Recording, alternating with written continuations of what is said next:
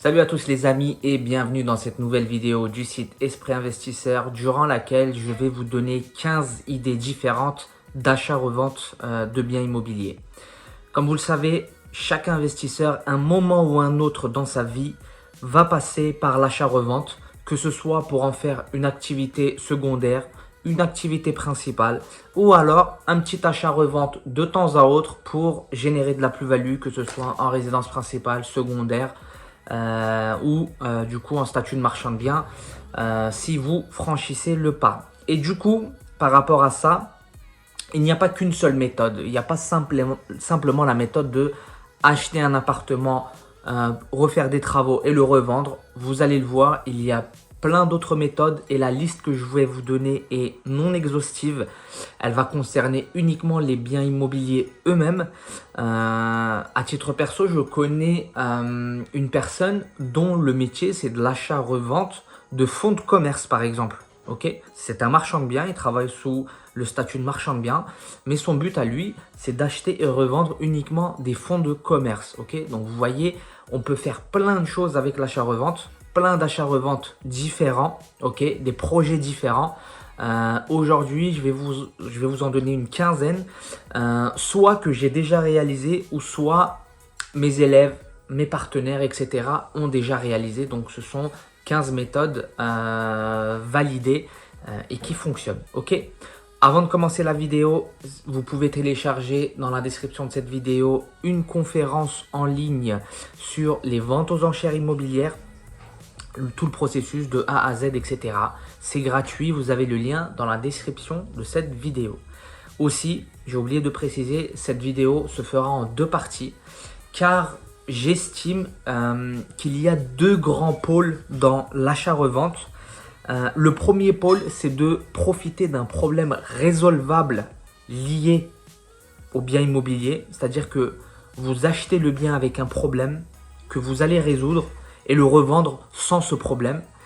Et le deuxième grand pôle, c'est d'acheter le bien et de le développer pour générer une plus-value. Okay, vous allez le voir, ça se fera en deux parties. Dans cette partie aujourd'hui, on va voir du coup les différents problèmes résolvables dont on peut profiter pour générer une plus-value. Ok. Alors, vous allez voir, il y en a certainement certains que vous connaissez déjà, mais une piqûre de rappel ne fera pas de mal. La première chose, la plus simple, la plus facile, c'est d'acheter un appartement, refaire un rafraîchissement et le revendre. Alors, honnêtement, c'est une des méthodes que j'utilise le moins car selon moi, le rafraîchissement, okay, donc c'est-à-dire budget rafraîchissement, ne permet pas de dégager une grosse plus-value, ne permet pas d'ajouter une grosse valeur ajoutée au bien que vous allez acheter. Okay, quand j'entends dire bon, j'achète l'appartement, je fais un petit coup de propre, je revends, sur un petit coup, ça peut se passer. Okay, vous pouvez réussir à le faire une fois, mais de manière récurrente et professionnelle, c'est quelque chose qui est difficile car si le bien nécessite un coup de rafraîchissement, c'est qu'il est en bon état, c'est qu'il est vendable en l'état. Et moi, je pars du principe que si le bien est vendable, s'il est habitable en l'état, je préfère le revendre tel qu'il est. Okay, mais il se peut que sur un coup, vous tombiez sur un bien que vous avez acheté pas cher. Avec un petit coup de rafraîchissement, vous pouvez revendre et dégager une plus-value. Deuxième méthode, c'est d'acheter des biens loués. Okay, c'est ce qui est arrivé à une de mes élèves en tout début février 2022, donc quelques jours avant par rapport à quand cette vidéo sera publiée. Elle a acheté un bien aux enchères pour le coup qui est loué pendant 2 ans. Ok. Donc là, le but de ce bien, c'est de le revendre. À terme, c'est de le revendre. Mais le fait que le bien soit loué au moment de l'achat, qui plus est avec un bail de 2 ans, eh bien, ça a refroidi plus d'une personne. Okay, notamment, les familles ne peuvent pas se positionner sur ce bien. Okay, parce qu'une famille, quand elle achète, c'est pour habiter tout de suite.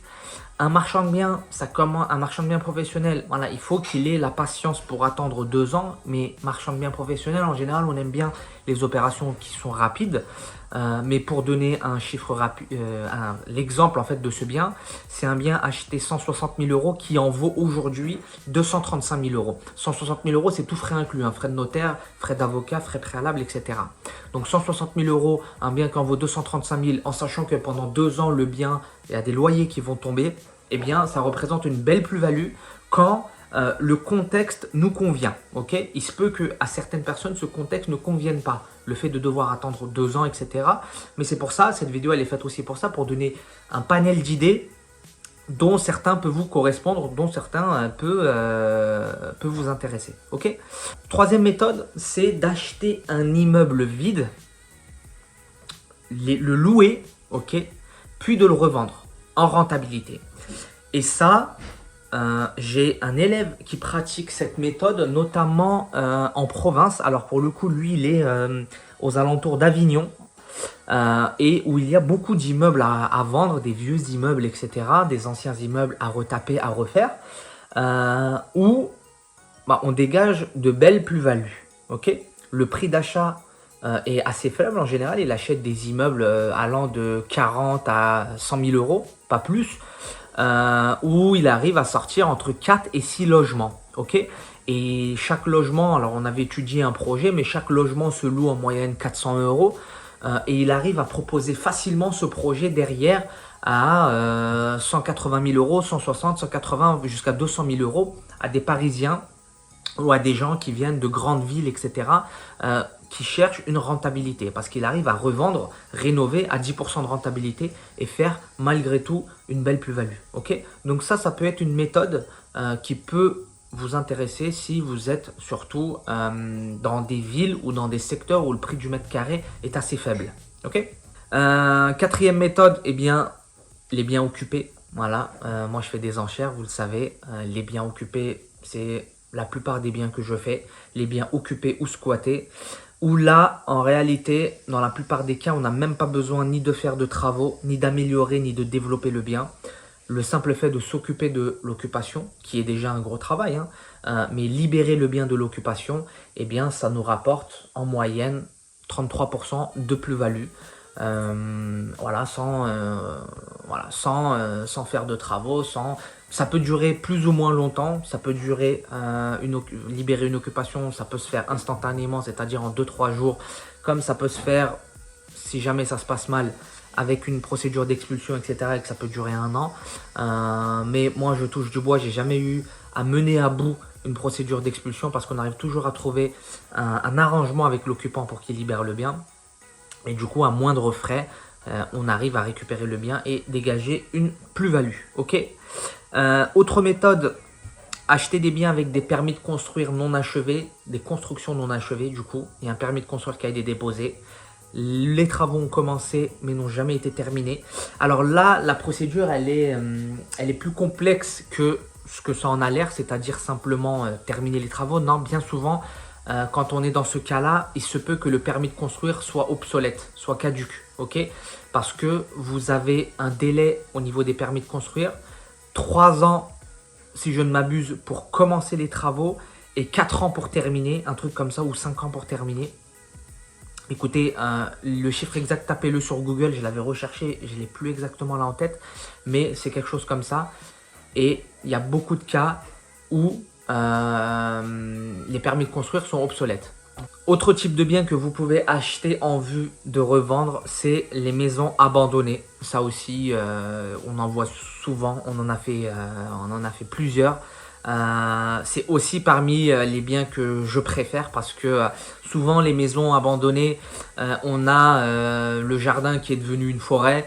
Tout est en ruine, il y a eu des squats, il y a eu, voilà, à l'intérieur c'est cassé, on a la végétation qui a repris ses droits, etc. Ce type de bien là m'affectionne tout particulièrement parce qu'en plus c'est un constat que je fais, mais les biens qui sont abandonnés depuis longtemps, et on a déjà acheté des biens abandonnés depuis plus de 30 ans, okay, donc on a retrouvé des lettres qui dataient du début des années 90, etc. dans les maisons qu'on a achetées. Souvent c'est des biens qui n'ont pas été divisés, dont le terrain n'a pas été divisé, qui n'a pas vu, vous savez, toute l'évolution de l'immobilier depuis les années 2000, donc qui n'a pas, il n'y a pas eu d'action sur le bien. Donc il y a souvent du potentiel à mort à développer, que ce soit au niveau de la surface de la maison ou du terrain. Donc ça peut être très intéressant d'acheter ces biens. On a fait un projet où on a acheté une maison abandonnée, on a rasé complètement le terrain, on a détruit cette entre guillemets forêt d'herbes, de mauvaises herbes. On a divisé le terrain en 3 lots, ok, on a dégagé 2 lots supplémentaires en plus du lot où il y avait la maison. Et on a revendu la maison comme ça sans faire de travaux, uniquement en faisant la division parcellaire. Et honnêtement, c'est des projets au top. Ok. Autre type de projet que vous pouvez faire, c'est les biens avec gros travaux. Les biens avec gros travaux, c'est selon moi les biens où il y a... En fait, le bien n'est pas vivable en l'état, ok, impossible, il n'est même pas squattable. Il y a des biens, même un squatteur, il ne pourrait pas rentrer dedans parce que, notamment dans l'exemple de la maison qui était abandonnée, ce bien-là, si j'avais voulu le vendre en faisant les travaux, j'étais quasiment obligé de faire les travaux parce que là, on ajoute de la grosse valeur ajoutée. Quand on fait des travaux, il y a un facteur qu'il faut bien prendre en compte parce que le coût d'une rénovation peut grimper à au-delà des 1000 € le mètre carré, hein. Le coût d'une rénovation peut dépasser les 1000 € du mètre carré. Et quand vous êtes dans des endroits à moins de 2-3 000 € le mètre carré, parfois c'est difficile de rentabiliser les travaux par rapport à votre coût d'achat. Je m'explique, si le prix du bien immobilier dans cette ville coûte 2000 € et que vous achetez un bien abandonné à 1200 € le mètre carré, là vous ne pouvez pas faire d'argent sur ce bien, ok, parce que vous allez rénover le bien, ça va vous coûter à peu près 1000 € le mètre carré, c'est un bien qui va vous coûter à plus de 2000 € le mètre carré, donc on ne peut pas gagner de l'argent. Mais typiquement dans des villes où le prix du mètre carré est supérieur à 3000, mais idéalement supérieur même à 4000 €, là ça peut valoir le coup de faire des travaux, ok. Donc maison abandonnée où il y a de gros travaux, etc., ou même si elle n'est pas abandonnée, une maison qui a été ravagée, je sais pas, par un dégât des eaux, un incendie, etc., peut être très intéressant à acheter et revendre. Ok. Autre type de bien où là on rentre vraiment dans le technique, où ça devient assez difficile de gérer et où ça va demander beaucoup plus de travail que tous les exemples que je vous ai donnés avant, c'est les biens en arrêté de péril ou en arrêté d'insalubrité. Ok. En général, il va s'agir plutôt d'appartements, ok, rarement d'une maison ou alors d'un immeuble dans son entièreté. Mais voilà, vous pouvez acheter des biens en arrêté de péril ou insalubrité à des prix défiant toute concurrence, au minimum à 1/3 du prix. Ok, vous pouvez même acheter moins cher. Donc si le prix au mètre carré de votre ville est à 3000 €, vous pouvez facilement acheter ça 1000 € le mètre carré. Mais la procédure est assez complexe. Ok, j'ai acheté un bien en arrêté d'insalubrité et je vous cache pas que c'est assez laborieux et on y laisse quelques cheveux dans l'opération. Franchement, c'est très fatigant. Si c'était à refaire aujourd'hui, si c'est un bien que j'achète, si c'est un immeuble que j'achète et qui est en arrêté d'insalubrité ou de péril, là, aucun problème, je peux envisager ce projet. Mais si c'est un appartement qui est dans une copropriété, là, c'est plus complexe. Je réfléchirai à 2 fois et je pense que je ne le ferai pas. Et encore pire, si l'arrêté concerne par exemple les parties communes d'un immeuble ou plusieurs appartements d'un immeuble, où dans ce cas-là, en fait, plusieurs copropriétaires doivent être d'accord, doivent tous se payer les travaux, etc. Là, clairement, je me casse. Même si on me le donne, 20% du prix, je pense que je le ferai pas. Je l'ai vécu une fois et honnêtement, c'est très dur. Mais encore une fois, si c'est une maison qui est en arrêté d'insalubrité, un hôtel particulier ou un immeuble, là, vous pouvez foncer parce que c'est vous qui êtes décisionnaire, seul décisionnaire. C'est votre responsabilité, etc. Donc, c'est un projet qui peut être mené à bout, où honnêtement il peut y avoir beaucoup d'argent. Le seul projet que j'ai fait en arrêté d'insalubrité, c'est un bien où je gagne énormément d'argent en termes de pourcentage, vraiment, mais ça a été très difficile. Je vous cache pas que ça a été très difficile. Ok. Autre type de biens sur lesquels vous pouvez vous positionner, les biens, alors ça c'est du, voilà, entre guillemets un peu de la chance, mais si vous tombez sur une succession qui se passe mal, Ok, souvent ils sont décidés à vendre rapidement et sans condition. Donc ça va un petit peu avec la dernière condition, le dernier exemple que j'allais vous donner, mais c'est l'achat sans condition. Ok, donc quand on est dans le cadre d'une succession et qu'on arrive à faire une offre sans condition, eh bien on arrive à acheter le bien moins cher, ok, et gagner un peu d'argent sans trop avoir besoin de faire des travaux ou quoi que ce soit. Ok, donc les biens, souvent c'est connu, hein, même de vous, je suppose, c'est déjà connu. Quand il y a une succession qui se passe mal, il y a plusieurs frères et sœurs, etc. On peut profiter de la situation pour faire une bonne affaire. Ok, et également, comme je vous l'ai dit, donc l'achat sans condition.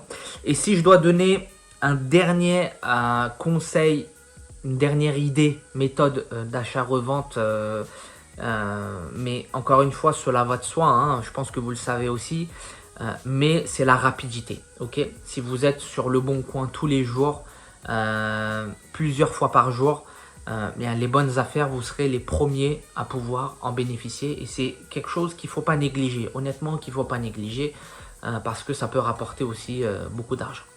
Voilà, c'était tout pour la première partie de cette vidéo. N'hésitez pas à liker cette vidéo, laissez des commentaires si vous en avez, vos questions en commentaire.